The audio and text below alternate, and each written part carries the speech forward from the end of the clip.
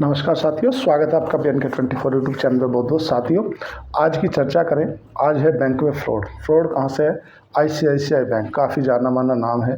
हुआ क्या है साथियों, एक साक्षी गुप्ता थी, कोटा की रहने वाली, मतलब कोटा बैंक में थी। साक्षी गुप्ता RM थी। RM मतलब रिलेशनशिप मैनेजर।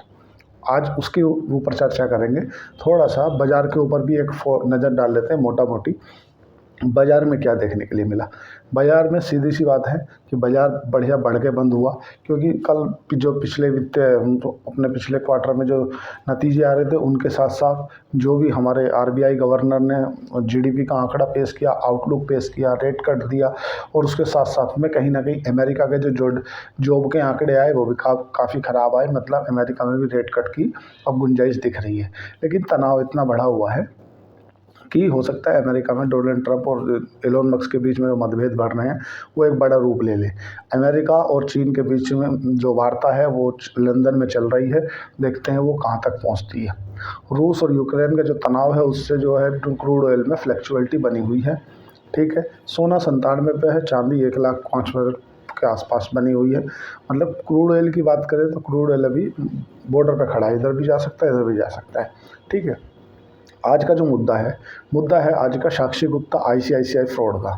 देखो क्या है कि ICICI बैंक में जो RM थी रिलेशनशिप मैनेजर, उसने अपने पद का गलत इस्तेमाल करते हुए क्या कर लिया है, उसने 41 बैंकों के, मतलब ये मान के चलो डिफरेंट एक ही फैमिली मेम्बर के कई खाते रहते हैं ना, तो ऐसे 110 अकाउंटों में से 4,75,00,000, मतलब लगभग 4.25 करोड़ रुपए का जैसे घपला करा है। क्या घपला करा है? देखो, जैसे हम और आप जनरली होता क्या है कि अगर हम बैंक में FD करते हैं ना, तो हम उस FD को उसके बाद कभी मतलब देखते नहीं। अगर हमने मान लो 10 लाख की FD कर दी या 2 लाख की FD कर दी, और हमने 5 साल के लिए FD करी है, 6 साल की FD करी है या 7 की है, तो हमारा और आपका जनरली मोटिव क्या रहता है कि यार FD कर दी है, जब उसका समय मैच्योरिटी का आएगा तब अपन ले लेंगे। उसी का गलत इस्तेमाल किया है जो तुम्हारा साक्षी गुप्ता है। उन्होंने रिजल्ट अपने पद का गलत इस्तेमाल कर लिया। जो खाता था ना, उन खातों पे से नंबर वंबर भी बदल दिए, और जो एक तरह से ऐप होता है ना, उस ऐप में भी अकाउंट दिख भी रहे थे पैसे कि हाँ भाई मेरी FD है, ये है, ये है, लेकिन रियल में था कुछ नहीं। हुआ क्या, 4,75,00,000 रुपए जो साक्षी गुप्ता है उसने लगा दिया शेयर मार्केट में। ये मामला कब का है? ये मामला है तुम्हारा 2020 से लेकर 2023 का। अब आगे खुलासा हुआ है। कहाँ जाएगा ये पैसा? अब इस मामला सामने कैसे आया, मतलब संज्ञान में कैसे आया? हुआ क्या, जैसे हम लोग FD करते हैं ना, तो FD से कुछ लोग पहले किसी कारणवश मैच्योर होने से पहले पहुंच गए बैंक कि यार भैया हमें पैसे की रिक्वायरमेंट है, और उस दौरान वो RM थी नहीं रिलेशनशिप मैनेजर, तो वे डायरेक्ट ब्रांच मैनेजर के पास पहुंच गए, और ब्रांच मैनेजर ने जैसे ही उनके डॉक्यूमेंट देखे, उनके पैरों तले से ज़मीन खिसक गई, क्योंकि जब उसने अपने कंप्यूटर में एंटर किया तो वो FD तो रियल में थी नहीं। मतलब जो पैसा आपको अगर ऐप में आपको दिख रहा है, सपोज करो फ़ोन पे है, आपने अकाउंट में पैसा चेक किया, अच्छा 1 लाख है, लेकिन जब आप पहुंच रहे हो तो दिख जरूर रहा है वो, पर वो बैंक में तो है ही नहीं पैसा, मतलब आपके अकाउंट में तो है ही नहीं। क्या किया साक्षी गुप्ता ने, मतलब अपने जो रिलेशनशिप वाले हैं ना, उन्हीं के सबके खाते डाल दिए। और जो आजकल ना डिजिटलाइज इतना हो गया है कि लोग बाग समझ नहीं पा रहे क्या करना क्या नहीं करना, पूरा फ्रॉड कर दिया। मतलब कितना, 4,75,00,000, और इन्हें बिल्कुल नॉलेज थी नहीं, इन्हें गिरते हुए मार्केट में लगा दिया और पैसा पूरा ख़त्म कर दिया। हालांकि इस बात की रिस्पॉन्सिबिलिटी जो है ना RBI की तरफ से, क्योंकि RBI लगातार मॉनिटरिंग कर रहा है। RBI ने बैंक के ऊपर दी है कि यार आपके मतलब एम्प्लॉय की गलती के कारण इन लोगों को पैसा कौन देगा? भाई वो तो पैसा तो देगा ना, 4,75,00,000 तुमने शेयर मार्केट में लगा दिए। ऐसा मामला कोई यही नहीं है। देखो रियल में इसमें कोई मतलब गलती किसी की नहीं है, बात समझो। इसमें गलती है एम्प्लॉय की, मतलब जो RM है साक्षी गुप्ता उसकी। क्योंकि हम हो आप हो, चलो अगर हमने किसी को OTP शेयर कर दिया या सपोज करो किसी के हमने पैसे डाल दिए, तो उसमें तो गलती हमारी है भाई, हमने उसके QR कोड पर स्कैन कर दिया या किसी फ्रॉड के चक्कर में आ गए। लेकिन जो बैंक में पैसा आदमी तब रखता है जो ट्रस्ट होता है उसे। अगर ट्रस्ट वाला बैंक ही ऐसा करने लगेगा, ICICI जैसा काफ़ी जाना माना नाम है, और हमने अब बैंक में FD कर दी 5 लाख की, 10 लाख की या 1 करोड़ की। अब चूंकि जो बैंक गारंटी योजना है उसके तहत 5 लाख रुपए तक का जो आपका पैसा है वो तो बैंक में सेव है, बाकी 95 लाख को कौन देगा भाई? अगर किसी एक व्यक्ति ने 1 करोड़ रुपए डाल दिए और उसने जो है उस समय पे रेट भी कुछ और था, मतलब 8 साढ़े 8% का था। उनने सोचा कि यार मैं अच्छा रेट चल रहा है तो मैं एफडी कर देता हूँ 1 करोड़ की 6 साल के लिए। मतलब उनने 2022 में करी, 28 में मैच्योर होगी। वो बीच में आया ही नहीं, उनने वो पैसा निकाला, उसके डेबिट उसमें दिख रहा है और वो जो है वो शेयर मार्केट में लगा दिया उसने। अब शेयर मार्केट में लगा दिया तो सीधी सी बात है भाई, उसने मैच्योरिटी के लिए रखी है। कोई भी एफडी करता है तो इसीलिए तो रखता है। अब इस बीच में जो कस्टमर है ना, जो ग्राहक है ना यूनियन बैंक के, उनकी गलती नहीं है। पूरी की पूरी जो गलती है साक्षी गुप्ता की है, क्योंकि उसने फ्रॉड किया है, पूरा शेयर मार्केट में लगा दिया। और ऐसी अकेली साक्षी गुप्ता ही नहीं है साथियों कि अकेले सोचे साक्षी गुप्ता है। देखो क्या है, मैं आपसे एक बात बताता हूँ। इंडसइंड बैंक ने FNO है, फ्यूचर एंड ऑप्शन में कितने रुपए का लॉस कर दिया, मतलब 2016 करोड़ रुपए का। उसके ऊपर भी हालांकि बैंक ने RBI की तरफ से सख्त निर्देश लगा दिए कि आप ट्रेडिंग नहीं कर सकते। बैंक क्या करता है, बैंक उस पैसे को प्रोविज़न में डाल देता है। प्रोविज़न क्या होता है, ऐसे समझो कि जैसे 1000 करोड़ रुपए का बैंक को फ़ायदा हुआ, मतलब शुद्ध मुनाफा हुआ।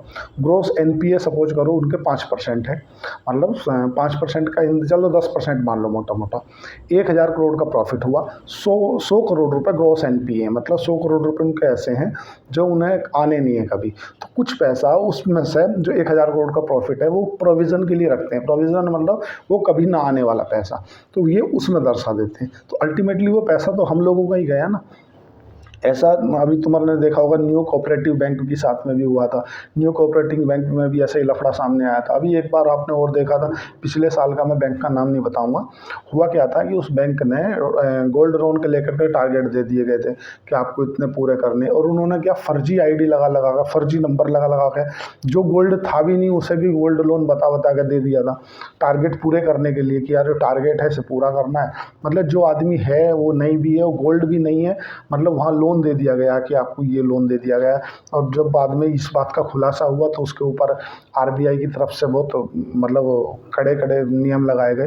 तो ये चीज़ें क्या है ना, किस ओर इशारा कर रही हैं, ये चीज़ें इस ओर इशारा कर रही हैं कि जिस रफ्तार से डिजिटलाइजेशन बढ़ रहा है ना, उस रफ्तार से लोगों के अंदर जागरूकता की अभी कमी है।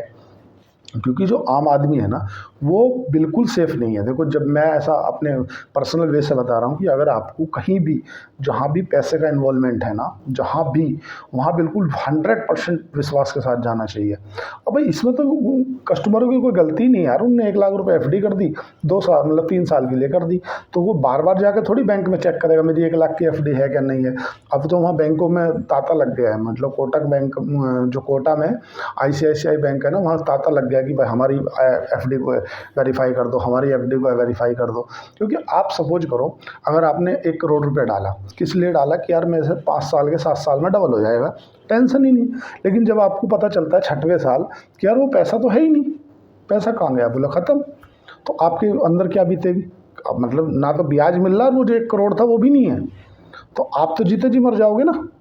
तो ये हुआ है कस्टमरों के साथ में।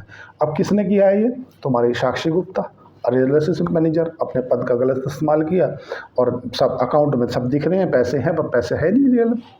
ये अब आप समझो कितना बड़ा फेलियर है बैंकिंग सिस्टम का।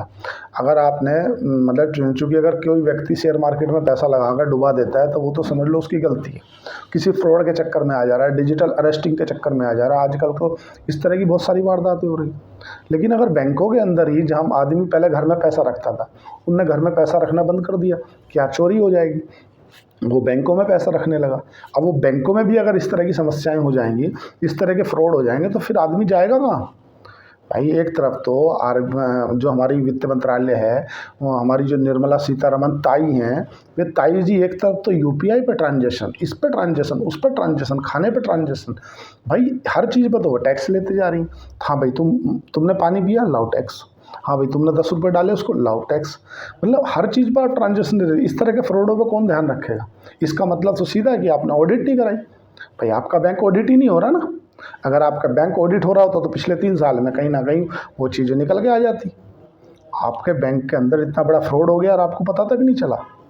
क्या सिस्टम है ये, काहे की इन्वॉल्यूशन है ये, क्या चल रहा है ये, आम आदमी का पैसा आखिरकार कहाँ सुरक्षित है। वो अपने हाथ से शेयर मार्केट में अगर ख़त्म कर दे रहा है तो वो तो उसकी फेलियर है। लेकिन अगर वो बैंक में रख रहा है, सपोज करो किसी को कोई रिटायर हुआ, रिटायर होने के बाद उसने सोचा कि मैं 1 करोड़ रुपये बैंक में रख देता हूँ और मेरा जो बुढ़ापा अच्छे से कटेगा। वो पता चला आपके किसी एम्प्लॉय ने वो पैसा निकाला और शेयर मार्केट में लगा दिया और ख़त्म कर दिया, जीरो कर दिया। उसका ग्राहक का पैसा कौन देगा? आपने बोल दिया हमें मालूम नहीं, एम्प्लॉय ने बोल दिया कि मेरी गलती हुई है, उसे जेल भेज दोगे, पैसा कौन देगा आखिर? वो ग्राहक का पैसा जमादार कौन है भाई? उन्होंने बोल दिया कि यार 5 लाख रुपए तक सरकार गारंटी देगा। भाई जिसने 1 करोड़ रुपए की एफडी करी थी ना 8% पे 8 साल के लिए, उसके 6 साल में 8 चौक 32 लाख का तो ब्याज हो रहा है। तुम 5 लाख की गारंटी दे दो कि नहीं 5 लाख की तो हम गारंटी दे रहे। किसी व्यक्ति ने 1 करोड़ रुपए की एफडी करी बैंक में, कर दी, कोई बात नहीं, उसने 8% के रेट ऑफ इंटरेस्ट से कर दी, मतलब 8 लाख रुपए 1 साल के हो गए। अब उनने मान लो 6 साल के लिए रखी या 5 साल के लिए रखी तो 8 पंजे 40 लाख तो उसका ब्याज हो गया। अगर 5 साल में 40 लाख का ब्याज हो गया और चौथे साल अगर वो बोलता है कि यार 5वें साल मैच्योरिटी के लिए जाता है कि लाओ यार मेरी 40 लाख ब्याज हो गया और 1 करोड़ मेरी एफडी के 1 करोड़ 40 लाख दे दो, उनने कहते पैसा ही नहीं है तुम्हारी, 1 करोड़ भी नहीं, तुम तो ब्याज की बात कर रहे हो। तो इस बात की भरपाई कौन करेगा? इस तरह की जो फेलियर है उनकी जिम्मेदारी कौन लेगा? अभी जो लीलावती के मैनेजमेंट ने अभी एचडीएफसी के ऊपर एक केस फाइल किया है, ये सब चीज़ें कहाँ से आएंगी? कौन रखेगा इसकी रिक्वायरमेंट या कौन जिम्मेदार है इस चीज़ का? ये सब कहीं ना कहीं आरबीआई को सख्त होना पड़ेगा। आरबीआई अगर सख्त होगी तभी कुछ हो पाएगा। आईआईएफएल में तो आपने देखा एक बार हो चुका है। तो मैंने देखा अभी इंडसइंड बैंक में उनके सीईओ पे ट्रेडिंग पे रोक लगा दी गई है। भाई मैं कोई भी व्यक्ति हो अगर उसने बैंक में एफडी कराई है तो एफडी तो एज अ सेफ इन्वेस्टमेंट माना जाता है भाई। और एफडी के ऊपर भी अगर इस तरह की घटनाएं घट जाएंगी कि आपका जो मैनेजमेंट है वो आपके पैसे लगा के मतलब शेयर मार्केट में हार जाएगा, जुआ कर देगा, कोई भी एफएनओ कर देगा, फ्यूचर एंड ऑप्शन कर देगा, तो जिम्मेदार कौन है भाई? शेयर मार्केट में आप सोचो कि यार जो बड़े बड़े प्रोफेशनल ट्रेडर होते हैं उन्हें भी नुकसान हो जाता है। उनके कुछ 100 के 100 100% थोड़ी ट्रेड अच्छे बैठते हैं। 100 में से 1-2 ट्रेड 2-4 10 ट्रेड तो उनके भी खराब बैठ जाते हैं। लेकिन इस तरह के जो मामले हैं उनके लिए आरबीआई को सख्त होना पड़ेगा। तो उम्मीद करता हूँ कि आज समझ गए होंगे। लेकिन इतना ज़रूर है कि आप लोग अपने से सतर्क रहें। केवाईसी के नाम पे जगह जगह से कोई कॉल आता है तो उसको लेकर सतर्क हो जाएं। कहीं भी कुछ भी कभी भी किसी के साथ भी घट सकता है। इतना आज के लिए बताऊं। लेकिन अगर ऑल ओवर वर्ल्ड की बात करें तो विश्व में जो घट रहा है उनकी जियो पॉलिटिक्स का शेयर बाज़ार पर फर्क पड़ेगा, इसका कोई दो मत नहीं है। अभी तो बाज़ार केवल रेपो रेट में बदलाव हुआ, रेट कट हुआ, सीआरआर कट दिया, उसके तरह से भाग रहा था। और बाज़ार में जो एनबीएफसी कंपनी है, नॉन बैंकिंग फाइनेंस सर्विसेज या प्लेटफॉर्म बिजनेसेस हैं, उन बिजनेसेस को लेकर थोड़ा सा जो छोटे और मझोले शेयर हैं उनमें बूम देखने के लिए मिली।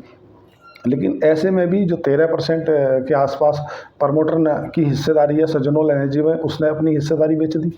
20 करोड़ शेयर बेचना चाह रहा था, 13 करोड़ 75 लाख उन्होंने शेयर बेच दिए। या तो इतनी लिक्विडिटी नहीं मिली।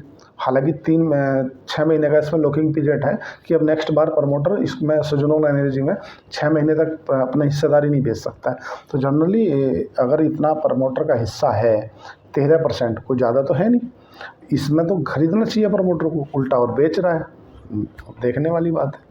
अकेले जो जियो पॉलिटिक्स घट रही है उनसे भी थोड़ा बहुत इफेक्ट पड़ेगा। शेयर बाज़ार में अकेला ये नहीं है कि आपने शेयर खरीद लिया वो बेच दिया ना।